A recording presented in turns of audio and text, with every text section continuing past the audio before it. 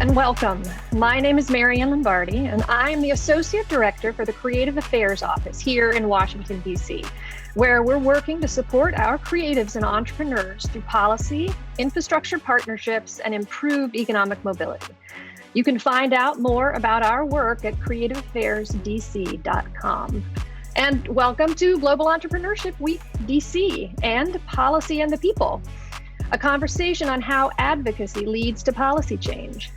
I'd like to thank the Kauffman Foundation and Start Us Up, America's new business plan, for their support of Global Entrepreneurship Week and this conversation. Today, we'll be speaking with music policy advocate and artist Aaron Myers, who we are happy to have right here in DC, and Don Pitts of Sound Music Cities, based in Austin, Texas. Both of our guests today have vast experience in making change through policy and connecting that policy work to the people most impacted by it. Welcome, Aaron and Don. How are you guys doing today? Doing pretty good. Glad to be here. Pretty good, yes. Thank you for having us. Absolutely. Aaron, if you don't mind, I'd love to start with you. It seems your work as an artist is always wrapped up with your work in advocacy. Can you tell us a little bit about yourself and what got you started as an artist and an advocate? Well, thank you, Maryann. Once again, I come from a very small sharecropping community in Texas. My family's been in Texas and in that same region since about 1860-ish. From slavery into the emancipation thereof. And for a number of years in that community, my family has engaged in civic activism, especially for those of Black and brown people. And so whether it's been like a city alderman or something of that nature, my family's always been engaged. And because of growing up in the church there as well, it's always been a part of, I guess, my upbringing that you do have a responsibility to your neighbors. I just think back, my grandparents had about half an acre behind their house, and it was a garden that's where I first learned how to garden. And in that garden, anyone could come and take from the garden what they needed, don't be greedy.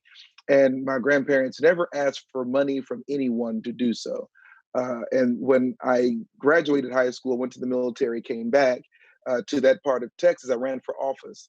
And it was the history that I was able to watch around me and the examples from like my mother and my cousins and my aunts being a part of the NAACP, it never was a thought or a question that I would do music and use the platform of music to be able to raise awareness for things that are going on in my community. And I often tell those people who are elected to office on whatever federal or local level that as a jazz artist, more often than not, I will be in contact with your constituents more than you will.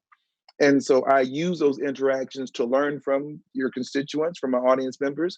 But then I can also use that opportunity to convey the strength, the power, the goodwill of said politician. Or if politicians are not being truthful, straightforward, I can say that too. I've been able to watch over the years audiences galvanize, people who don't look like each other, who normally would be in the same room with each other, where music brought them together to actually join forces together for common good. And I'm glad that I can say that I was a part of that process for them. So I think once you're able to see where that interchange, that intersectionality starts to happen between politicians, the constituents, music, and how you have one time when they're all together where naturally they would not normally be in that room, you can use that opportunity for good if you choose to do so. Wow, that's wonderful. So when you think of what advocacy work is, for those who may not quite understand what the, dare I say, parameters of it are, how do you define advocacy? Well, I think advocacy goes to a space where you're really pinpointing and honing in on where you see a disparity, where you see there is an inherent need. And with that need, you are using your platform to either be vocal about the need, be vocal about the solution, or be vocal about bringing people together to find said solution. So a lot of times with being an advocate is simply sounding the alarm. I see this problem. Sometimes being an advocate is like, hey, let's join together because we all should be aware not only of this problem, but is there a way out of this situation? But then sometimes you can use your platform to say, we have discovered a solution And we want both people who are in power writing policy to know about the solution, those people who are in need know about the solution, so you can advocate and join forces with us to put it in front of the people who actually can implement the said solution. A lot of times when we think of advocacy, people think of it just as being in the way, making noise or something of that nature. And that is the people who identify advocacy with that definition usually are the people the most in the way. Like if you could not really put your advocacy in one of those three categories, at least for me, I believe that you're not really advocating. I believe when you are truly ready to advocate, you either have a solution, you are bringing people together to find a solution, or you're putting the problem out there so people can know about it. And those people who are either in power or those people who are in the problem can be aware of it. That's such a great and succinct way of putting that. Thank you so much for that. Dawn, you've served in many roles, either on the artist side or within the government, working from that position, or outside of the government in maybe a consulting role. Can you tell us a little bit about your journey in the music community in that way, and how that has led you to the work that you do? Yes, thank you. Well, I think for me, it started at an early age. I mean, I started managing bands when I was 15 years old. In my small little town in Tennessee, we would, through music, we would actually support different policies. We had no idea what we were really doing, but it was really more about building community. And then when I got older, I moved to Nashville. Being part of a kind of the independent music scene in Nashville was a big community building, kind of us versus them on building the community is what we used. Moving to Austin, it was 16 years with Gibson and all that. Gibson's model of marketing was really more about building community, and they would have these offices all over the country. So when I was opening up the Austin office, part of that was to create a space for nonprofits to host their events or host meetings and so forth. I subsequently left Gibson about 3 years after moving here, worked for the city government for 7 years, and was on the other side of advocacy. And I think to Aaron's point, there's a fine line between being an antagonist and an advocate. And I think it's you have to kind of learn from your bumps and bruises. When you make mistakes, and in Austin, we made a lot of mistakes early on, kind of in our advocacy efforts. It was interesting when we went back to kind of research more of the actual policy and what position the government or the city government was in. We came back with a more educated, more thoughtful response where we were actually a partner in finding a solution to the policymakers instead of being just a loud noise. And then being within the city government for 7 years, I really,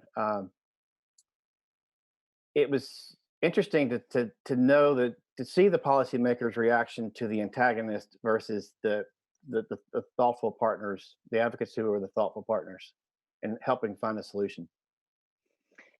Yeah, it seems like the work in Austin led to quite a few impacts, specifically in the sound area, right? Like it sounds like you had a lot of opportunity in connecting with not only the musicians and the challenges that they were having around sound issues, but then also the community, and finding a way to solve the problem primarily by listening to each other. Can you talk a little bit about that experience? Yeah. So a lot of people don't know that the music office was created primarily to address the sound and noise issues in Austin.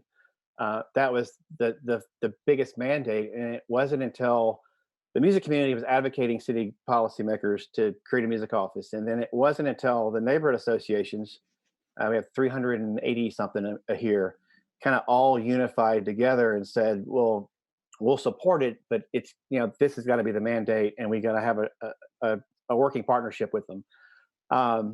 After about a year into my role with the city, I realized that the residents in the neighborhood and the venues were actually saying a lot of the same things. And so when we started researching what was the cause of the rise in complaints, um, we actually kind of got the neighborhoods and the music venue owners and the music community actually started actually advocating, um, for the changes in the sound ordinance. And one of the things we focused on was the bad actors, because it was the one thing that everyone could agree with was that, every venue is not the problem, it's just the bad actors. And so that's when we kind of introduced, and the policy that we designed was really focused more on the bad actors and what happens to those. And then subsequently, over a 3-year period, the sound complaints dropped 73%. So that was a big, huge. But then, ironically, the neighborhoods and the venues kind of kept that coalition intact and actually advocated for non-music related stuff. I mean, the stuff that eventually policy that impacted every resident and primarily music community as well. But they kind of became a really good force, and they actually killed some policy that was gaining momentum in certain areas, um, and then helped introduce other policy that was non-music related. Yeah, it sounds from what both of you are saying that the community building and the relationship building is key to this, whether it is within the community itself, but also between the folks who the policy is impacting, and then those government officials or policymakers who are actually writing that policy. How does that relationship building start? Like how do you get at that, right? Because it feels like there's this huge chasm between those two folks, but the reality from what I know about both of your experiences, both of you just know everybody, right? Like you're talking to all those people on all sides, and you've been able to bridge that gap in a really unique way. Well, I know that here in Washington, after we had a club close called Bohemian Caverns that was on U Street. And when the club closed, the last night of that club being open would have been Easter Sunday. It just so happens I'm also the minister of music of a church. And my friend Herb Scott hit me up. He said, Aaron, you coming to the last night of Bohemian Caverns? And anyone who's the minister of music of a church, knowing Easter weekend is Easter week, actually, is a very tiring and exhausting week for you. However, I was exhausted, and I told him just kind of offhandedly, I would rather go to something that was closer to a birth than something that was like a funeral. And I think that we do not have to kind of sit back and let this just kind of happen to our industry overall. Uh, I think being very well versed into the ills of your own industry, genre, if it is specifically music, knowing the problems you have there, and being well associated with those people who are either kingmakers, power movers, power players, people who are influential supporters, knowing that side helps a great deal before you could ever begin to talk to those who are writing policy.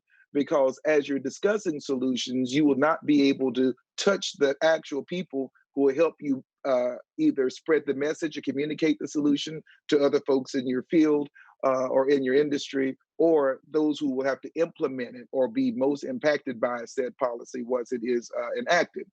And so we set out to have 40 meetings, and each meeting we viewed as a stroke, a brush stroke. So we thought of the issue as a big painting, and each meeting would not give us the whole picture, but it would be a simple brush stroke as we got closer to what the finished picture would look like.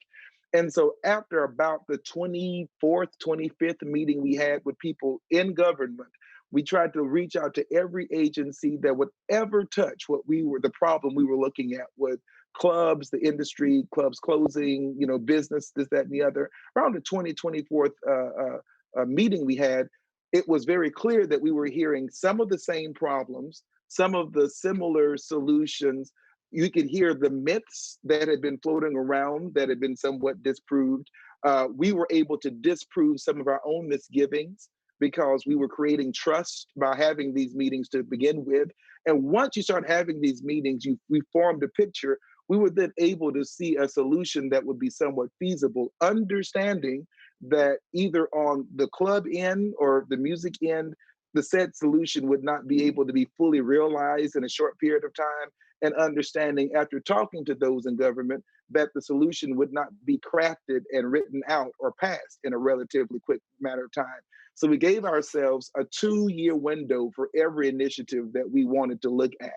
And as we did that, we found good faith measures to bring people together on the government side. So in the music side, we could throw a concert and bring people together, things of that nature. We realized from a city council level, our simple resolution that does not demand any type of action, but simply a statement saying that we all believe in certain said values, in a sense, would help bring people together and start unifying and creating conversations. And it would also show the people in the industry that you're trying to work within that the government does see you, you are seen, heard, recognized, and we do stand by at least some of the same values that you're trying to reach out with. By us doing that, we were able to create those relationships, understanding that the person in the room that you may be talking to today in 2 years' time may move on to another position and someone else may need to take care of that position. But if you have created a relationship, we have seen that that person, when they leave, will somewhat pass you on to the next person coming in. And then if you come in consistently with solutions versus just talking about the problems, then can rely on you to a degree at least as someone that they can call on when they're trying to craft a solution versus trying to say, well, we know it's a problem, but we don't know what to do about it. So it is what it is. Mm-hmm. Yeah, I think to build up to Aaron's, I think it's patience. I had to quickly learn, even being inside city government, that it was 18 months. Some wise guidepost for me said, look, it's 18 months. And I was like, well, we're only halfway through, the process. We've got approval from this commission and this commission, everybody's on board. And it's like, cool your jets, big boy, it's 18 months. The other thing I've learned is obviously it's trust, it's transparency, it's don't overplay the impact of the policy. A lot of times people would, the sky's falling, whatever. And I think that's where you kind of get into helping find, a solution with policymakers with this, like, don't have the scorched earth. And then a wise man told me, a mayor told me a long time ago, he said, don't, when it comes to council members, he said, love all, serve all. He said, don't get in too close with one or the other. He said, just, because they could be opposing on certain policies, 1 minute of a meeting, and then they're co-sponsoring another policy on the agenda. So he said, and a lot of times the layperson, we can't separate the two. Because the other thing he said, never lead with emotion when you're advocating. Always, you can lead with passion, but it's bridled passion. Well, it sounds from what both of you are saying that this work requires a level of self-reflection, right? Like the ability to not only look at self, industry, and see, where the challenges are, but where the assets are. So that asset and liability stuff, but also then be able to educate yourself enough about the process and about the circumstances and the environment in order to your point, Aaron, come with solutions. And so I'm curious about unpacking a little bit of that education and self-reflection part, right? Like how hard is that, right? Like how do you get other people to buy into that process when you've got a process that takes 18 months to 2 years? And so you're not going to see a quick solution. How does that work? Well, I think back, I watched and LBJ's last interview, and before he died, he did this interview and died I think 12 or 2 weeks later. But he was talking about basically knowing that you have the right to talk to your policymakers, the people who will be making decisions. And you have the right to talk to, if you can't get the answer from them, to go to someone who's higher up, and even to the chief executive. Now, understanding that when you approach this situation, You can't go about this, at least from a federal level, and say that, oh, well, the Congress is antiquated, so they need to get out of the way. And then the agency directors, they don't know any better, they don't care, so they need to get out of the way. And the president can't read or write, so he's no good. So you can't approach it because each person feels that they're there to do a good job and that they're doing their level best. And so you have to have faith, in good faith, knowing that, hey, you have a right to be there. You have a right as a citizen, as a constituent, to be talking to the people in power.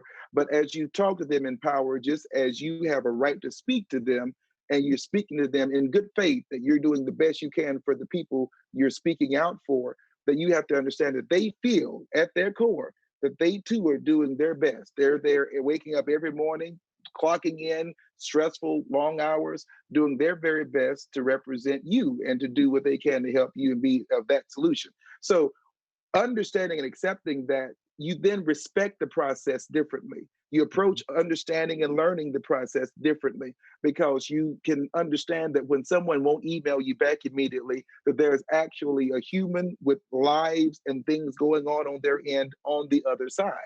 And so it shows you, when do you need to prod? When do you need to dig deeper? When do you need to push a little bit more? When do you realize that your pushing is being ineffective?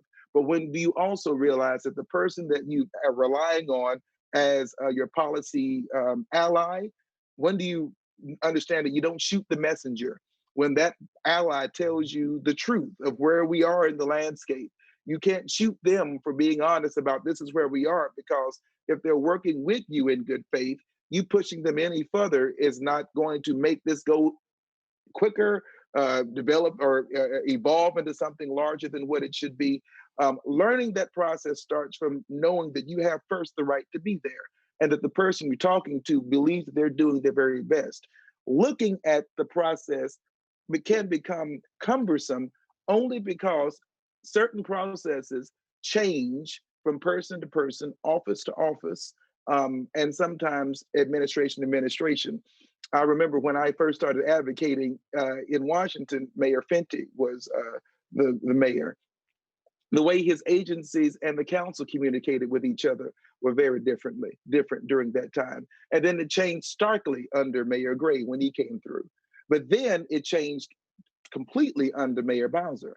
So understanding that, just as I may be frustrated with how certain systems may change or whatever, the person I'm talking to, I'm sure, is also a little bit frustrated too with the way these processes and things have changed. If you allow yourself to understand there's a lot of human in this process, there's a lot of room for error in this process, it helps you embrace and learn the curve a little bit easier, and to kind of take the blows you get, absorb those blows in an easier fashion.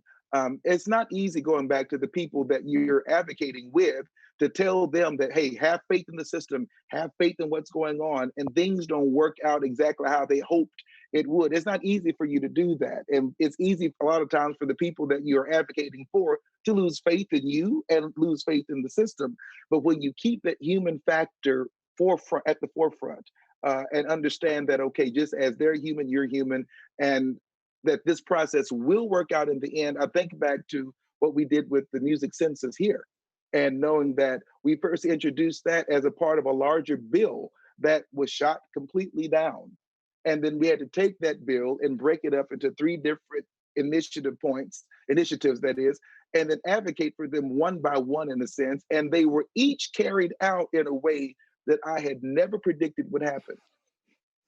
I did not think it would happen, but each one was passed, but it took about 3.5 years for the total thing to happen. And so once it happened, I had people who were musicians who had forgotten. They're like, "You were still working on that?" I'm like, "Yes." But not only was I still working on that, there were several people in government working on it too, trying to be creative and find ways that we could find avenues that we could put this thing through where people could embrace it, digest it, and then see the importance and validity in the work and the outcomes that would happen from it.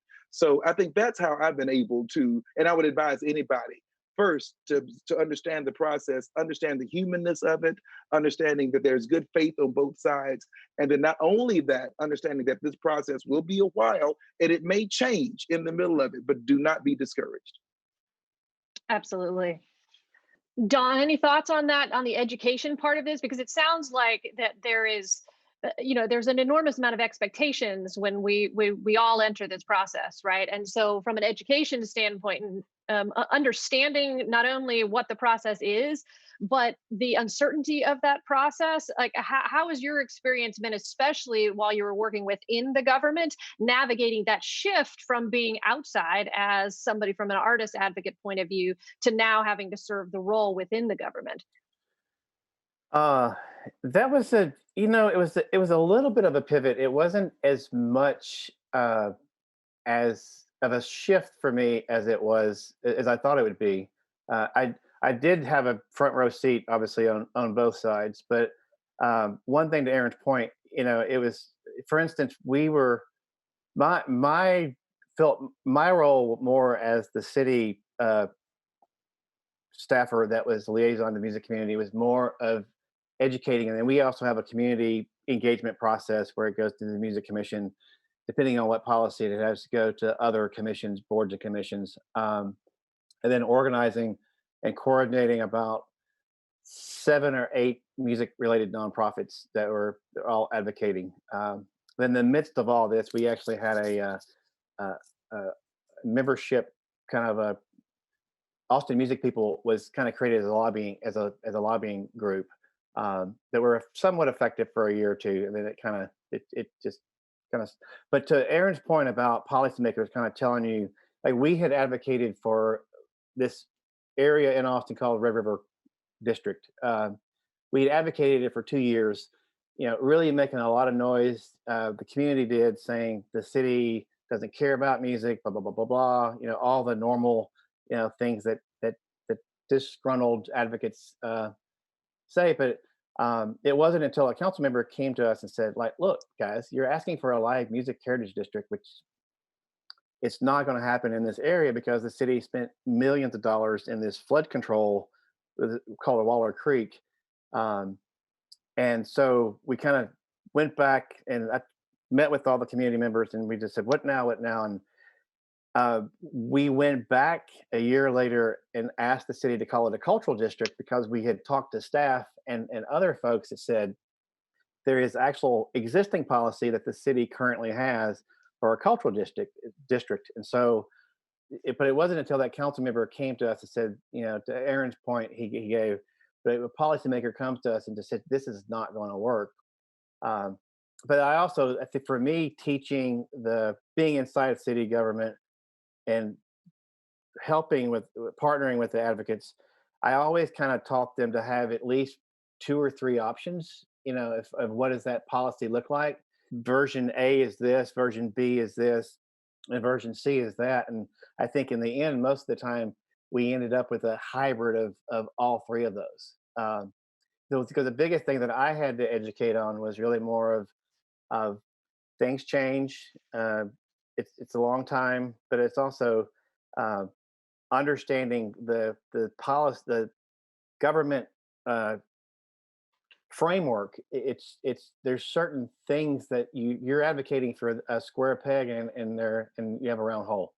So I think it's really education, and it's I think it's a continued education, because I think a lot of this, depending on how complex the policy is that you're advocating for, there's layers and layers and layers of it. So you may not fully, you may think you're educated on the whole thing going into it, but you're going to learn a lot over the 6 months to a year.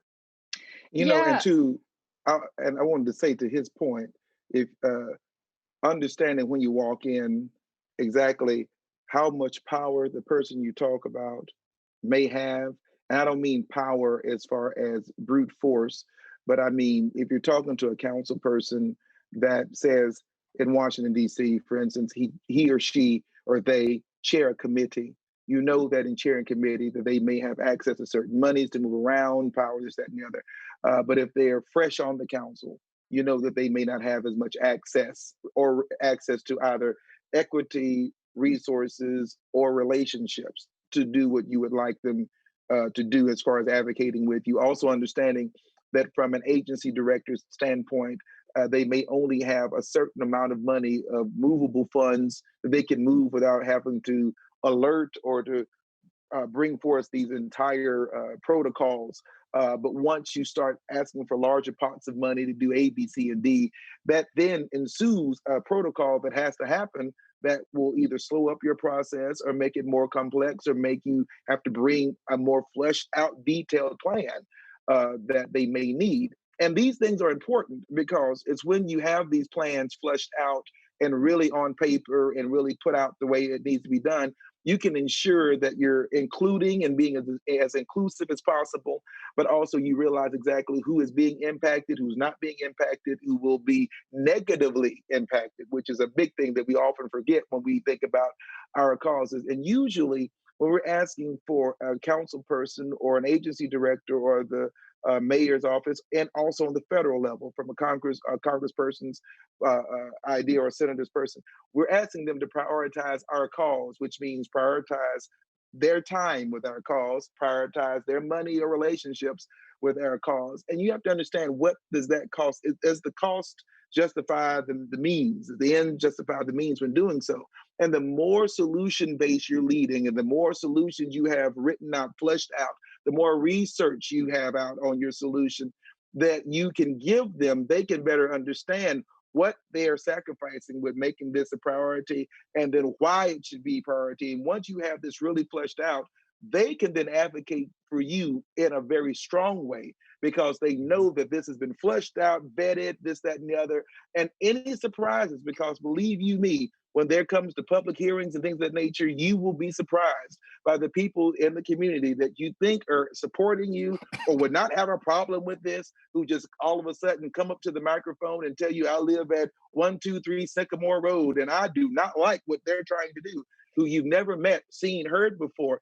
And they don't like to be hitting with these surprises either. They will come, but once you've done your due diligence on your end, knowing the in-depth processes, problems, solutions within your industry, and knowing the full scope and breadth that the policy person you're working with can actually impact the change, affect the change that you need, then you have a partnership at that point, and it makes the education worth it. Yeah, Aaron, you just brought up a memory. One of the eye-opening experiences I had as a city staffer was just how much city governments, like how many different issues that people are advocating for. It's thousands. I mean, it was just from potholes to trash not getting picked up to whatever. But it's all this, and I think it once you and I would translate that into the advocates, and often saying, look, guys, you have this, like, their time is valuable. There's 1,000 different issues they're working on. I mean, running a city is in state and federal, is a lot of work, a lot of moving parts. And so it was really eye-popping to see how, music, I had to say, like, guys, music is like one out of 987 issues that the city has. And I think it started changing a lot of the folks and allowed them to be more of the advocates to be more disciplined and less, it's got to happen right now. It's got to happen right now. And it was helpful. But I'm reminded when the president had issued his first budget, and it was he was still president-elect at the time, actually. And a friend of mine from Texas, who was actually privy to what was going on, said, Aaron, I know that you seem to be an advocate in Washington, and it looks like, according to this budget, the president has cut the NEA. And I said, well, every Republican cuts the NEA, there's not cuts, Then he said, no, I don't mean taking money out of, they eliminated that and the NEH from the budget. And I understood that we did have an advocate in the White, and this shows you, we did have an advocate in the administration who had just been confirmed. That was Rex Tillerson. And people who become so partisan, which is very dangerous to become very partisan in this area, especially when you're advocating for music, because music really does bypass partisan lines. Rex Tillerson, who was then President-elect's proposed Secretary of State, was going to be the Secretary of State, was the only person to go on file saying that you cannot cut music out of this situation. Music is a cultural, huge thing that America needs, that kind of situation. And when I first went to a council person on the local level to say, hey, you should sound the alarm, this is happening. He said, Aaron, I want to be very real with you. I have some senior citizens right now who need this, that, and the other. I have some childcare things that are going on right now. And I do not think at this point in time I can really take my equity to go right behind this particular potential federal problem from a local standpoint.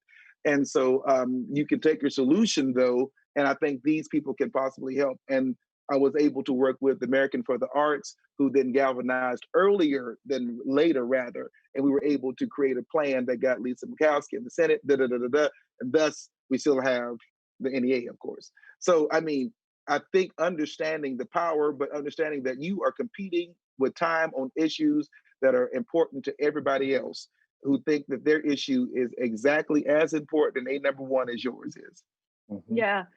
So when it comes to folks who may be out there wanting to get in the game, right? Like who really want to start helping, but don't exactly know where to start. Maybe they don't know what organizations to connect to. They feel kind of alone in their wanting to be a part of that process. How do you suggest somebody starts to get involved? Well, as an artist, I always have to start with what is comfortable for you as far as how deep the dive you want to go through. You can advocate as an artist in several different ways. First of all, you can use, I like to say I've worked as an independent artist to have a great email network for fans and things of that nature. And so you can use your email network as far as being able simply to write to people who are in your network to say, hey, this is something that means a great deal to me. And I want you to know about this. That you can do that. Or you can be a person that on stage, on the bandstand, you either have it on your instrument cases, on your advertising, or even over the microphone. You could be that person. You could also be the person that decides to show up to dedicate your performances to a certain cause and measure this, that, and the other. You can also do that. But once you cross the threshold to decide, okay, I want to be an active part of understanding the solution and then advocating this for the solution as well, which means creating relationships with those people in power. There's a reason why policymakers actively work with musicians, and it goes with and actors and entertainers. It goes back to the point I first made, understanding that you have interface on a regular basis with a larger swath of constituents in person than they may have while they're working on said policies. And so once you start to create that relationship, they're there because they're trusting that you will be in contact with the constituents. You will be in contact with those people who are dealing with the issues and problems, and that you can be a reliable source for either communicating that solution to them or communicating the solution back to the people in the music. I have found it's been far more difficult to advocate or to communicate the solutions that we have found after hard months and sometimes years of working towards solutions that we finally get past, trying to get the music community to actually believe it, to actually understand it, to actually embrace it. So if you're going in to do this, first, you cannot expect a thank you. B, you cannot expect a check because you're not supposed to get paid for this type of situation if you're just going to support a good cause. If you need to work at a nonprofit or a research group or a think tank or even a lobbying firm, you can apply for said jobs and do that and get that thank you in the form of payment. But don't expect your community to say thank you. Don't expect to get a big check or a key to the city for any of that. That may never come. But once you got past that, you must then say, okay, I'm going to be in this for this amount of time. And this is how much time I can afford to give this particular cause. This is where I feel comfortable. This is my comfort level. And then once you get past those situations, then you can really get to work because you don't feel like in your advocacy, either you're being taken advantage of or that what you're doing is not being recognized because you recognize that it's important enough yourself. Mm-hmm. Yeah, I think to Aaron's point, I mean, from the cities I've worked in, including Austin and just my own experience, uh, advocacy fatigue is real. And I think it requires that discipline to say, I'm only going to give this much. I do think, I know when I was at the city role, I did get a lot of calls from citizens that wanted to say, I want to get, the question was, 3 or 4 a month, probably for 7 years, was like, I want to get involved in advocacy and advocating for the music community in general. Um, and I would, kind of gently kind of point them to, like, well, you can come to this, go to music commission meeting, ask around, find out. There's several groups. Check out their style, in their approach. But I would always remind them that the the positions in advocacy that's probably most needed for sustainability are the people that are behind the scenes pushing. Because one of the familiar things that I got was from people that requested information, was like, I don't want to be the person standing up in front of council because I hate public speaking, or I'm not getting good at it or whatever. They would say, and I'd be like, there are tremendous amount of opportunities behind the scenes, in it for advocacy work. That's probably where the most important. I mean, you need all the positions filled to be effective, but um, those behind the scenes. But yeah, I would just say research, the issues that you care about, and then find out, kind of watch and learn. I think in today's world, I think you could probably research the issues, and probably within a month or so, kind of really identify yourself, who to talk to get involved. Yeah, and it sounds like what you guys said is that, just in wrapping this conversation up, is that the community is key, right? Like being Mhm. connected to your community, not only just because that's good in general, because we all should be connected to our community, but at the same point in time, it's a good way to understand what is happening and what people care about, right? And then to be able to ask and find other people who may be caring about the same things that you do, and then from there you can find opportunities, but then also the education, right? The education of the issues and the needs in both sides and all of that, and then to recognize that it's long disciplined work. It takes time and it takes discipline, and I'm really impressed with the work that both of you have done in this space, and I know that our arts communities are the better for it. So, is there anything else you think people should know before we close this puppy up? I think one thing that's very important is to know who is already doing the work on the ground. Hmm. When you start, thinking about solutions, about the problem that you see, it's very rare when you are isolated or in a silo, or vacuum, when you recognize there is a problem, and especially within the music community. And once you start doing said research and education, you realize that there are groups, unsung heroes, people who've been advocating on the exact same issues Mhm. for 20, 30 years in some degree. Here in Washington, it was very, I remember going to a big band concert that was happening at UDC. And this older guy, who came to me, and he was basically kind of, well, I guess you're the new solution, dude, and this kind of thing. And that contentious relationship from the outset turned into something that was able to actually save a stalwart of the Congressional Black Caucus, and that's the CBC Jazz Concert. Because of that beginning relationship, there was able to move toward a solution that we did not foresee, but it did happen, that we needed to say, hey, we're on the verge of not having this ever again. And because of said relationships and said people who've been on the ground working for a number of years, who have that currency already invested in the solution, was able to work with me, who was already connected in a right now situation, to make something happen. So I think knowing those people who are already on the ground, and realizing that no solution comes from one single person, understanding that it takes many brushstrokes to get the final picture there, and to acknowledge those people, and to realize, just as much as you want to be acknowledged, they want to be acknowledged as well. And there's no harm in doing that. I think that goes much further than we could think, because more often than not, I have found myself in rooms with people who just became aware of their own issue, problem, or whatever, and they have implemented said initiatives for solutions that actually discredit or hurt the actual progress for them getting what they at the end, at their end goal, what they want to get, actually reaching the solution they're trying to get to. And there's nothing worse than when you have to tell someone who's really gung ho about doing something that actually you're hurting rather than helping. It's not a fun conversation really to have. Sometimes we have to have that conversation. And I think once you're able to understand who's been doing the work, it will help you know that you're not in this alone, and the lift is not as heavy as you think. And I think the last thing I would say is really understand if there is a problem, understand maybe why there are certain roadblocks to certain solutions. Sometimes they're just, it's not because of negligence or lack of want from a policy standpoint.